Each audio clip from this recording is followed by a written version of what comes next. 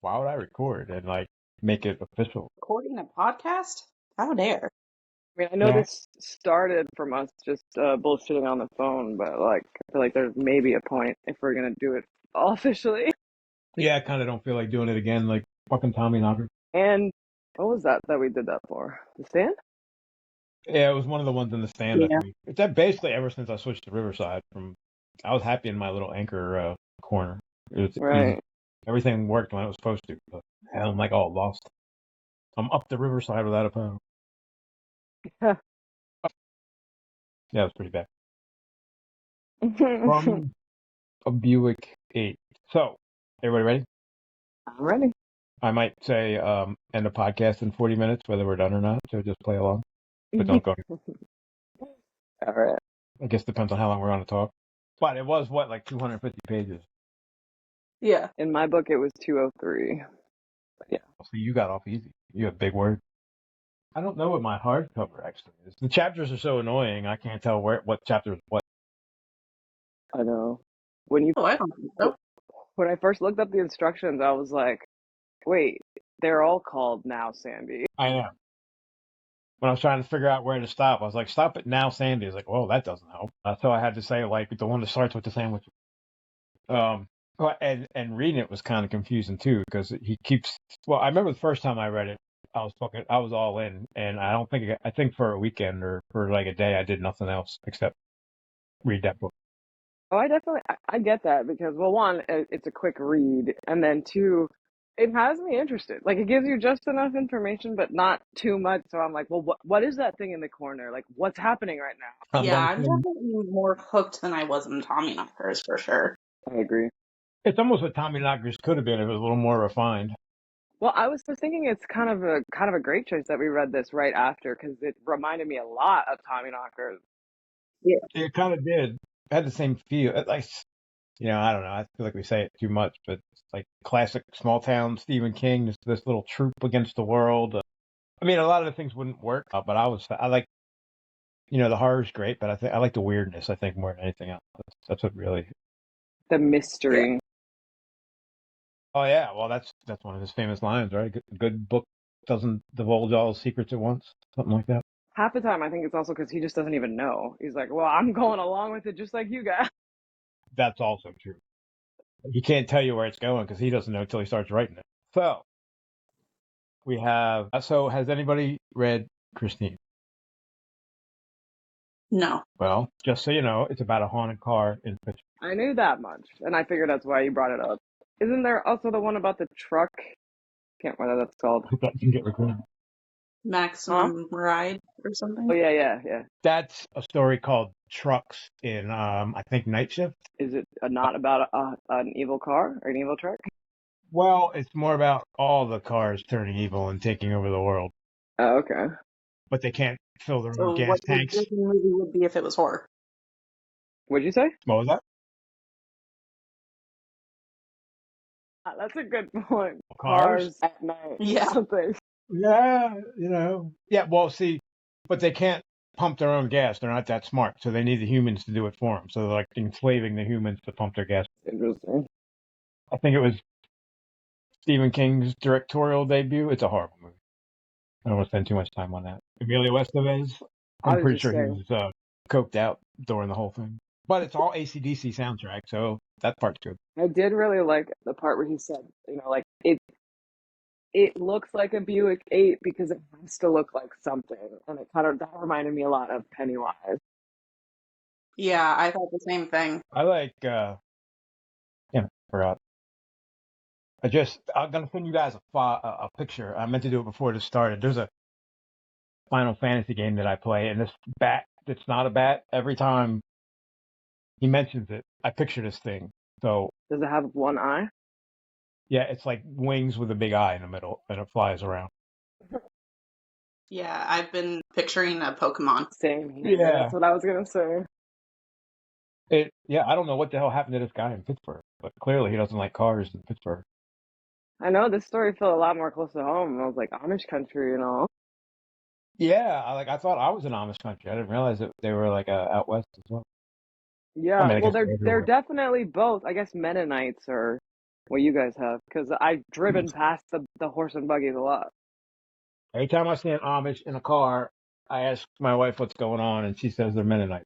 I said, oh, I guess that explains everything. It's Amish light. So Mennonites are Amish with electricity, Isn't I that guess. just Isn't that people? just Like, people? I don't know. yeah. I'm not sure what the rules are, so I'm not gonna say too much. But we have a lot of Mennonites and Amish. I mean, Lancaster's 20 minutes from here. I think that's the like Amish hub. I mean, it's something hub, because like I said, I passed by the horse and buggies a lot. Horse and buggies. That's where all the fun little small town Pennsylvania like names are. It's also Like where the intercourse. Cartoon Network hotel is for some reason. Yeah, it's at Dutch Wonderland, right? Wonderland? I don't know what that means. I think the Dutch Wonderland is an amusement park for kids, basically. I just know that I've passed the Cartoon Network hotel. The hotel is right next to the little amusement park. The Oh, amusement you're park's right. got You're right. like a monorail that goes around the outside of it. You can see it from the Yeah. street. I was like, is that part of the Cartoon Network? No, but I wonder if the hotel's part of the amusement park. Probably. Yeah. Anyway, All I know is Skechers is across the street from the. Anyway, I also like this idea of the police keeping this secret, I guess, under the guise of trying to protect the public, but it's just so that they can keep it to themselves. Yeah. I mean, I don't know that you keep a secret this big. I'm kind of calling bullshit, but okay, we'll go with it. Oh no, I think it's for sure, like, it Like, just wouldn't there reminds. been a full-fledged fucking like massive investigation if a goddamn state trooper disappeared? You would think. And they were just like, yeah, well, we never found him. His sister like pitched a fit, but we ignored her. No big Nobody's deal. concerned. Yeah, like, well, he had no family, so nobody cared. Well, he had family, just a sister. Yeah, well, I mean, like, other than her sister, he had no family. I think it said something like that. Yeah. Just her. And he didn't want to go back to her. They were. And the other guy, the other colleague called him his wife. They're like, he's not his wife, it's his sister. And I'm like, no, they were married. I know. He's like, well, they argue like an old couple, so I guess. I don't know why a Swedish guy's there. I didn't realize that he was actually Swedish until I did the audiobook, and he was talking in a Swedish accent. Yeah, they keep mentioning that, and I'm like, what do you have against Swedish people? Like, what is happening? Yeah, and if I didn't know before, Pennsylvania State Troopers wear gray, at least when he wrote this book, because he keeps fucking telling me about their gray uniforms, and I don't know why. I figured that's what they meant. It's kind of like, in a weird way, it reminds me of like the Dallas police, where it's like, it's just a moniker for the police. Yeah. Because he would say, like, Ned is part of the gray now, and I'm like, I know you're not talking about the aliens, so I like figured he meant like Troop D is the gray. Yeah, right. Bob Gray? What gray are we talking about? I saw something on YouTube or something like, weirdly, Pennywise's name is the ordinary Bob Gray. I was like, you know nothing. Right. Not. Yeah. What a weird coincidence. Yeah. Like, what is ordinary name, man? You just never mind. That's like when I have those buttons on my fanny pack that have it's the symbol for Ka, the symbol for the Crimson King, and then one says all things serve the beam. And like somebody was like, "Oh, what do those mean?" And I was just like, "They're Stephen King." Fun to explain if you don't know. Yeah, I was like, I doubt you even know what Dark Tower is, so I just went with Stephen King. What do those mean? Look, I'm not trying to be mean, but I don't have the time. Go read Here, The listen to this Gunslinger, and yeah, there you go. Yeah, it's like a free commercial. What do those mean? I was thinking about getting the Ka tattoo or something. I need a Stephen King tattoo. Consider something like that too. Not the Crimson King symbol, because I don't like the eye, but the Ka symbol. Yeah, that seems like inviting danger, right? Like a Ouija board. Even though it's made up. Well, they're all made up. So. I've thought about getting a red balloon. Oh, that would be cute. Yeah, I can see that. Is that like, that's like getting the Tasmanian devil almost, right? What do you mean?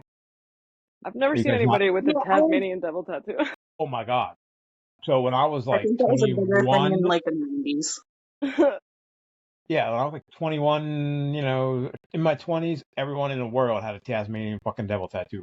Well, they probably still have it, right? Yeah. Oh, well, yeah, but there's more people in the world now that don't have one. Yeah, fair. But it was like I was always into Looney Tunes growing up because that was the only cartoon we had, really. Bugs Bunny was a fucking asshole, and so was Daffy Duck. They loved it. You're like, yeah? Well, what happens when I do this? You're not wrong, but that's why he was awesome. I was. Like, great. Love it. But that was, what was I talking about? I forgot. Why everyone had liked the Tasmanian Devil. Yeah. Oh, Taz was part of Looney Tunes, so they were super popular. So I always Yeah. wanted one because I was always into Looney Tunes. And then when it came time to get one, like everyone was getting them or already had them, like in that age group that I knew. It was weird. And I was Well, like, that being never mind. said, do you know anybody that has a red balloon tattoo, or do you just think people think of it as a good idea? No, I just think Pennywise is so damn popular. There's got to be a lot of red balloon people out there. Well, then it's a I mean, nice. probably. I've If definitely you know nothing seen. about Stephen King, you know about Pennywise. If you know nothing else. But that doesn't mean I wouldn't do it. I kind of like the idea. Very simplistic and subtle. Either you know or you don't. It's also But a nice cult to be a part of. yeah, that's why I like the Kyle one because like that's an even smaller cult. Yeah, but nobody is ever gonna know what that means. Well, either you know or you don't. Don't Yeah. ask.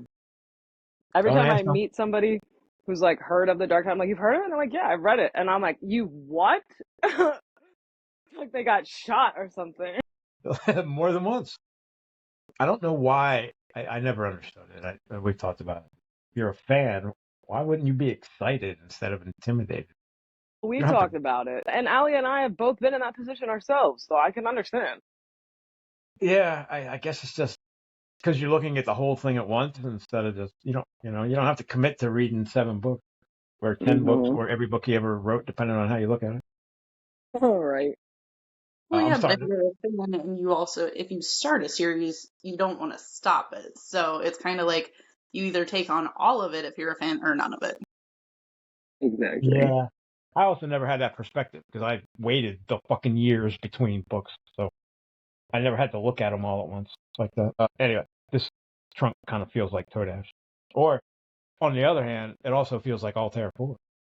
I was thinking that too, especially like the creatures that can't survive here that we may never be able to survive there. And like again, he briefly mentioned this idea of them being trapped in this like slavery world, which I'm like, you keep bringing that up, man. Do you think that's gonna happen when you die? Oh, this revival. Wait, what did he said that in this one?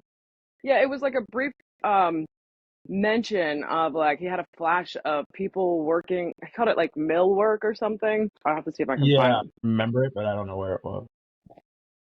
Yeah, so the one, so Ned's dad, Curtis, oh, Fred just came to join us, was the one that was most obsessed and to the point that he told the sergeant, I'm in charge when we're in the shed. You can be in charge out there, but in here, it's my game.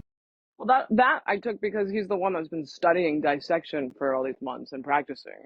He seems clearly obsessed. And he's the one that died, so I don't think that's an accident.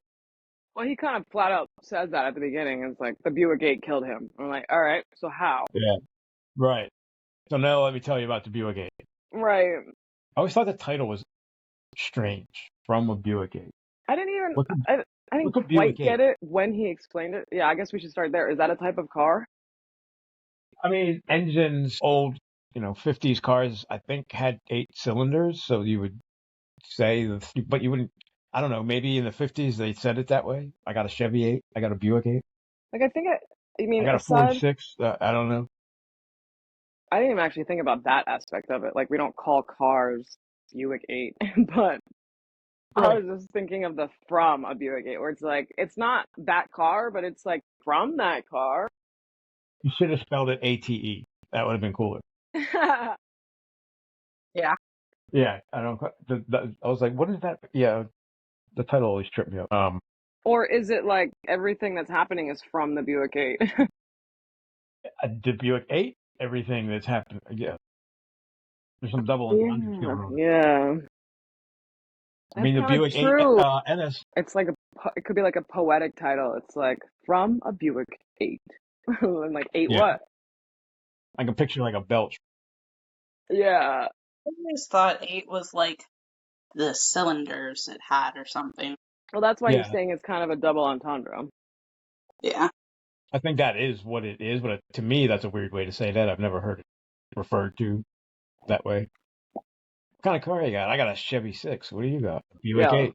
That is weird. I just don't know enough about cars to be like, oh, this is weird or not. All I have is my perspective. That's what I said. It must be the way they talked back in the 50s when Kiefer Sutherland was a bad guy. Ace Merrill, as it were. Ace Merrill, it was. Yeah, in the Stand By Me, it is. Yeah. Wow, different Maybe Meryl. in wait, isn't there another movie where he plays like a bad guy? Not coming. So where's the part where I'm trying to find the part where the car shows up? So some mysterious man in black drives up and parks the car and leaves it there, and we never see him again. That's what I was going to say earlier. I'd never even thought of that until like the very end. I think I just read it. He's like, "Are you sure that guy didn't go back to the car and disappear?" I know. I like how he got offended too. He's like, we are good cops, I promise you. Yeah, yeah, I know. Yeah, the way he does like the narrator's like so offended he never thought of it because he's a cop. Right. Like, God damn it! I just took him at his word. Well, yeah. What kind of cop does that? But why? Why? I guess would be my question. Like, if he did come back to the car and go back to his world, why did the car stay there? Why did he bring the car there in the first place? Like, I Is don't he know. from that world, or is he a servant? Is he like Renfield? That's a good question, but I was definitely getting the impression he's not from this world. I don't know why. I got more of a streaker vibe than I was him. getting, at first I was getting low man vibes, kind of. Yeah. Is the Buick shiny? I'm not sure. This may have been no. Wait a minute. This is after the tower's over. This is like 2006, right? Well, it's definitely after 9/11 because he mentions that. Yeah, I think it was like 2004 or 2006. This might be like the first thing he wrote after the tower. Maybe he may have went back to having a little fun with it. The tower probably got big. Yeah, like man, maybe it is a Toadash thing and they got stuck in our world for once? It doesn't read Tower to me though. I don't like. I feel like every book we've read since reading the Tower, I'm like, this could be Toadash or this could be this thing, and I didn't read that from this one for some reason. Yeah, that's fair. Yeah, it feels more alien than Toadash. Yeah, maybe it's because we're fresh off of Tommyknockers, but I definitely was been leaning alien the whole time. It does feel more Altair 4 than Toadash. Well, yeah, he mentioned that his dad thinks it's from another dimension, and I'm like, okay, well, whatever. To me, that's kind of the same difference. Another planet is another dimension.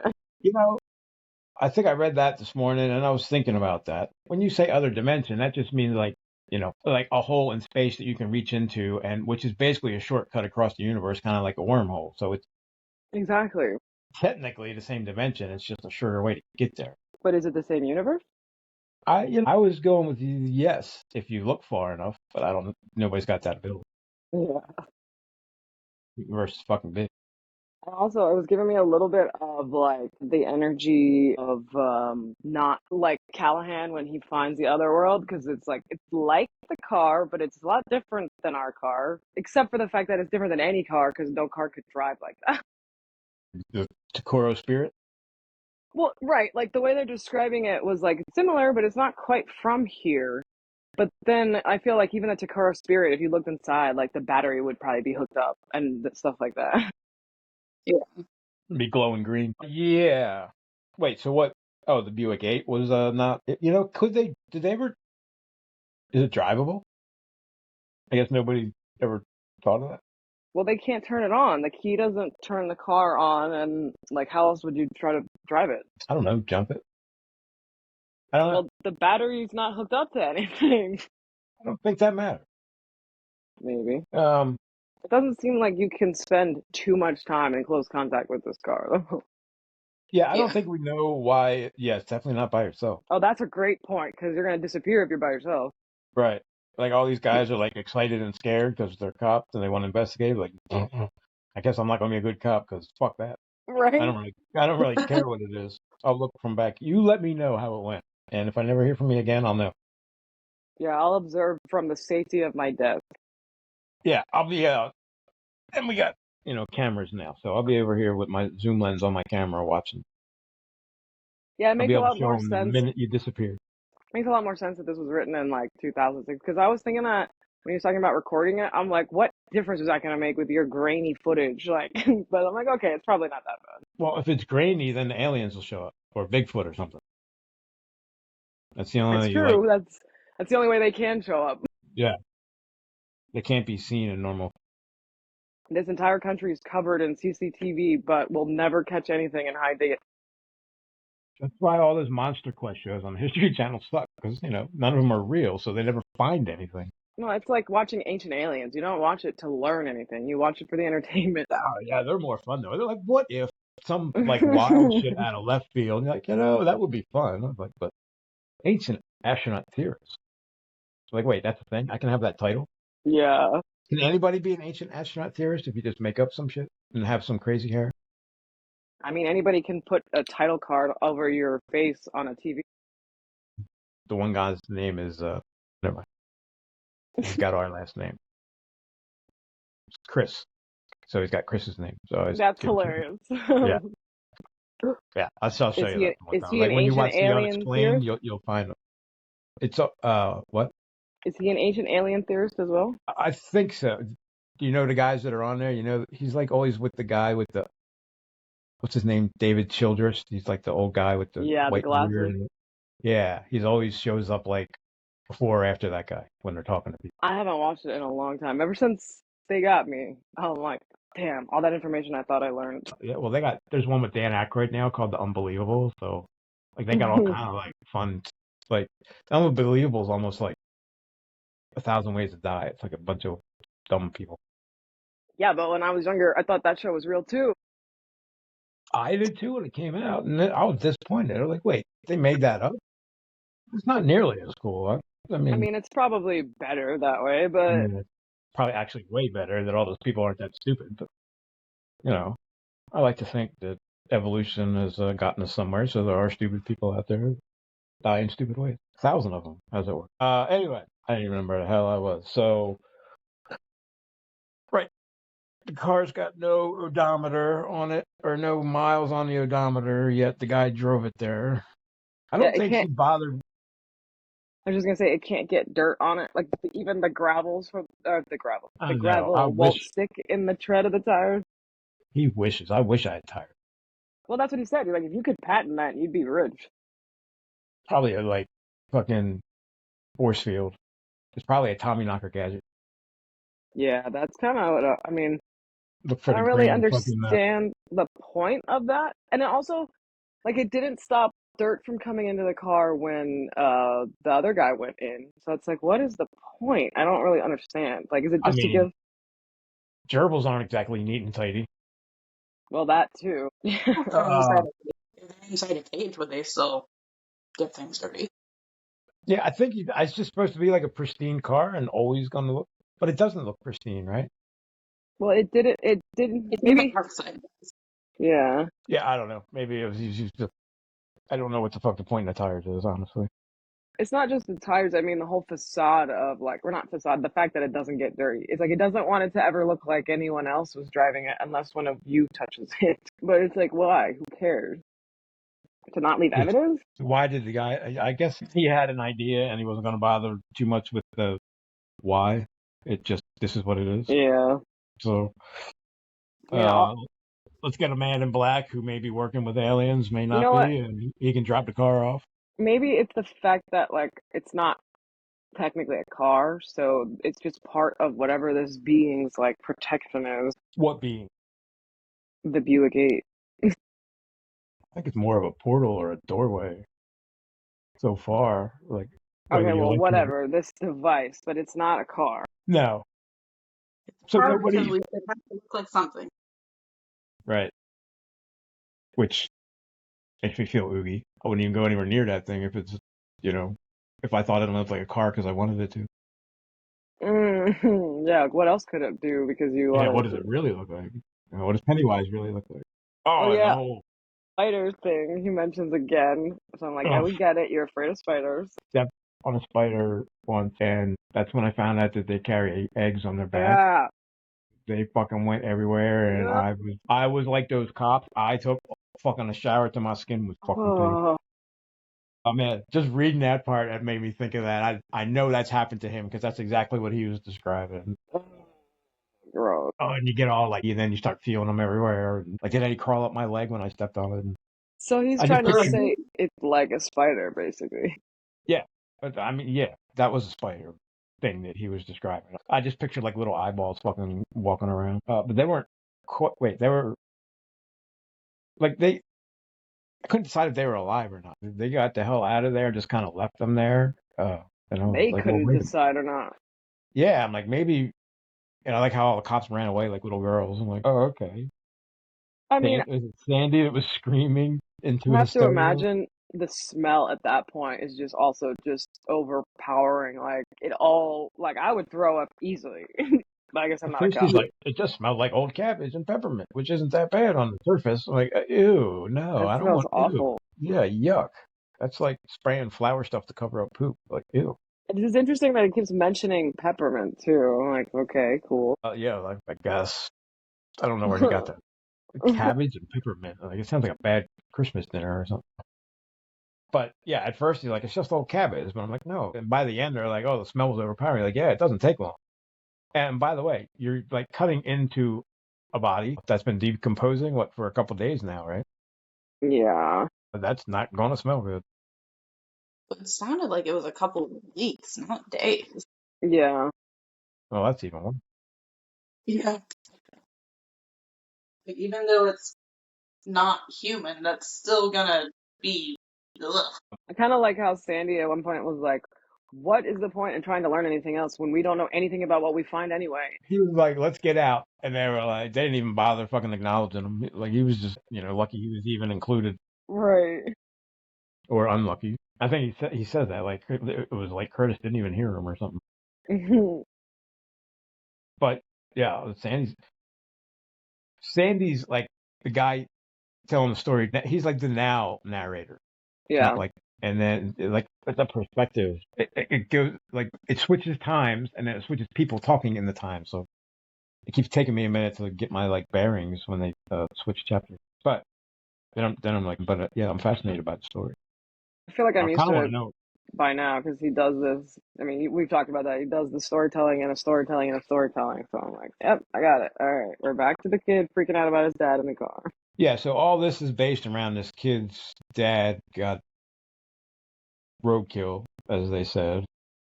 I like how he's talking Well, about how that he threw up from the roadkill, and then he's like, "Oh yeah, his dad's roadkill." I forgot. he that even has technically nothing to do with it because it's just because he started working there and noticed this car in the shed. He's like, "Hey, what's up with that?" Not, I mean, well, I don't remember now. it was after he found out that his dad was there, but he didn't know that. He was just like, "What's this really cool car doing out in the shed?" I mean, yeah, they would have not been able to like hide that. I mean, maybe in rural Maine, in the whatever this is. What is this like They're in present day when he wrote it? Pennsylvania. This would have been like what, the 80s? I don't know how long ago then was. Yeah, I mean, maybe, but it just seems unlikely, especially if a state trooper just up and fucking disappeared. You would see that shit on like Mysteries of the fucking explained. I mean, not if I don't know. I feel like they could have sold the story of him just wanting to leave his annoying sister. But right, but I mean, they would have. But more than that, I think it's not that hard to hide things in a shed in a rural state where people are probably not checking up on them that much. Yeah, let's say it's probably in the middle of nowhere, honestly. Well, I wait, can we're not in suspend Maine. my disbelief for that much in this story. We're outside of Pittsburgh, right? I keep forgetting that. Yeah. Haunted cars equal Pittsburgh for some reason. He must have had something happen there. Right. I guess he's never going to Pittsburgh again. Because Christine was what, in the 80s? So we're talking like 20 years later, he's still doing it. Or The it happened again. more that we read by him, the more it is really easy to figure him out. Yeah, tell me how you feel about nukes. My goodness. He mentioned something about that in this one, and I'm like, oh God, 20 years later, and we're still doing this. I mean, there's no Jim Gardner in this one, but it says something about all the nukes we have. You think that none of them are going to be lost in 2 or 3 centuries or something like that? Yeah, because it's like, how could they just forgot about a powerful machine like this? Well, yeah, I know. I can see that. Well, World's moved on. that's Happens all the time. why, no, that's why he brought it. He's like, you don't think that we have nuclear things out there that are going to be forgotten? Yeah. Hopefully that'll be after we die. Well, in post-apocalyptic stories that I've read, we need those, so hopefully they're still there. How many of those have you read? Well, they're Well, unreliable, though, in all those stories, right? They work when they want. I'm mostly thinking of the Passage series. So they work better than Parsons ones do. Yes, very much so. Should go back to that at some point. It's kind of hard with the podcast. I feel like I'm always reading Stephen King like all the time now. Yeah, but aren't you the one complaining about always not complaining, but aren't you always finishing the reading early? I haven't been lately. I got lazy about it. I kind of took a break like during the week and just catch up on weekends. I did that for Tommy Knockers and this one. Oh, this one I was reading during the week. Just not. I don't know. The last two books, like I feel like I was reading just really slowly for some reason. Maybe I should stop reading at the gym. Yeah, we talked about that, but I don't know how you can do that. Well, the audiobook makes it move whether I wanted to or not, so that helps. Yeah, that's fair. But I feel like I would either get distracted from the audiobook or get distracted and not want to exercise. Like both of them are not going to distract me enough. Well, I get distracted from the audiobook somewhat sometimes. I usually bring myself back quick, and I've read all these, so I can get a little distracted if that happens and be okay. Honestly, this is the first book that I haven't read in a long time. The first one? Maybe since, yeah, 11/22/63. But I was thinking that I was like, I can't. Not that I haven't finished the reading. That's always been in the back of my mind. Where I'm like, at least I've read it before. And this time I was like, well, you haven't, so you better do that. All right. End of the podcast. Everybody say bye. Bye. Bye.